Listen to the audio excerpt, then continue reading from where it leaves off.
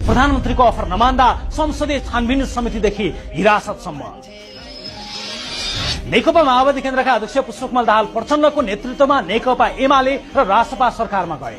रासपा सरकारमा गएको केही दिनमा नै नेपाली कांग्रेसका नेताहरूले रवि लामिछानेलाई विभिन्न माध्यमबाट प्रधानमन्त्रीको अफर गरेका थिए। उक्त कुरा रासपाको उपसभापति सोनिम वाग्लेले सदनमै खुलासा गरेका थिए। गृहमन्त्री बन्दा खोजिने नैतिकता मलाई लाग्छ प्रधानमन्त्री अफर गर्दा पनि खोजिनु पर्ने हो नि त।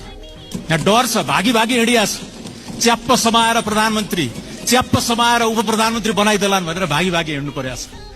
कांग्रेसका पुराना मित्रहरूलाई थाहा छ म प्रमाण बेगर नबोल्ने मान्छे, हेक्कार होस्। अब कांग्रेसले गरेको छैन भन्नुहुन्छ भने अब हामी सक्कली कांग्रेस र नक्कली कांग्रेस खोज्दै हिँड्ने पनि कुरा भएन। स्वयं लामिछानेले पनि यही कुरा दोहोऱ्याएका थिए। म गृहमन्त्री हुन नैतिक रूपमा नमिल्ने भए प्रधानमन्त्री बन्न चाहिँ कुन नैतिक रूपले मिल्ने रहेछ, यो कुरा म आज यो सदनमा सोध्न चाहन्छु। अफर गर्नेहरूले कान रातो पार्नु पर्दैन। म राजनीतिमा गोपनीयतालाई ख्याल राख्ने मान्छे हुँ, केही गोपनीयता अवश्य पनि राखौँ। त्यति मात्र होइन, हालका प्रधानमन्त्री केपी शर्मा ओलीले पनि कांग्रेसले राति राति रवि लामिछानेलाई प्रधानमन्त्री बनिदेऊ भन्ने दिउँसो संसदमा विरोध गर्ने गरेको बताएका थिए। यो सुन्नुहोस्। नेपाली कांग्रेस एउटै मान्छेलाई राति प्रधानमन्त्री बनिदिनुहोस् 1.5 वर्षका लागि भन्न जान्छ, कागज लिएर सम्झौता गरौं भन्न जान्छ। राति त्यो कागजमा उसले सम्झौता नगरेपछि भोलिपल्ट यो त सहकारीको भ्रष्टाचारी हो भन्दै उफ्रिन्छ।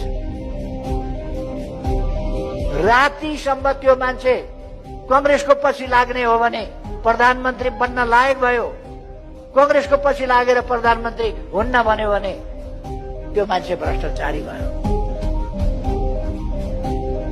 के भएको कांग्रेस? साथै तत्कालीन प्रधानमन्त्री तथा नेकपा माओवादी केन्द्रका अध्यक्ष प्रचण्डले समेत कांग्रेसले लामिछानेलाई प्रधानमन्त्रीको अफर गरेको आफूले देखेको सुनेको नै बताए।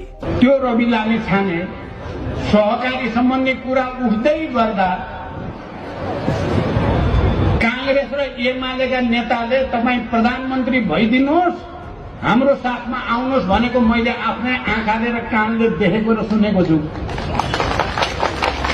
आफ्नो पार्टीमा आइदियो भने प्रधानमन्त्री बनाउन प्रस्ताव गर्ने यिनीहरू अहिले मानव महान अपराधी फेला पारियो भने जस्तो गरे रविलाई कहिले मध्यरातमा आतंकित पार्दै एक ठाउँबाट अर्को सार्ने, अरू ठाउँबाट अर्को सार्ने गरेका छन्।